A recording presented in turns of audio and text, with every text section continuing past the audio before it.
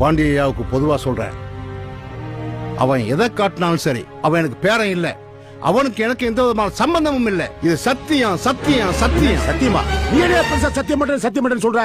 இப்ப நீ சத்தியம் பண்ணணும், அவ்வளவுதானே? நீ உத்தமனா இருந்தா, உன் வாக்கு சுத்தமானதா இருந்தா, உன் முண்டாடி தவிர வேற எந்த பொம்பளையும் தொடர்ந்து சொல்லி இந்த துண்டை தாண்டி சத்தியம் பண்ணியா பாப்பா, சத்தியம் பண்ணியா பாப்பா. என்ன யோசிக்கிற?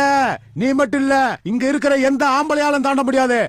நானே தாண்ட முடியாது. என்ன சக்கரை தாண்டியா? சக்கரையே சகா வாங்குறத பாரு. ஏழரை மூக்கன் சொன்ன மாதிரி இவர் கொடிக்குளம் பேச்சிய வச்சிருந்திருக்காருப்பா. ஏப்பா ஓ மகளை கூட தான் எனக்கு தெரியும். அப்ப அந்த பிள்ளைய நான் வச்சிருக்கேன்னு சொன்னா நீ ஒத்துக்குருவியா? பிக்காலி பிள்ளை பார்த்து பேசுறா, பல்லக்கெல்லாம் கழட்டி போடுவேன். போயா பொக்கவாயா? யார பாத்துல போக்கோ ஒன்னட்ட அந்த வந்துருச்சுடா. இவனுங்களுக்கு போய் பஞ்சாயத்து பண்ணி தீர்ப்பு சொல்ல பாரு. இவர் போயிட்டாருந்தா அந்த சுப்ரீம் கோர்ட் வழக்கு தீர்ப்பு சொல்ல முடியாம நின்று போய்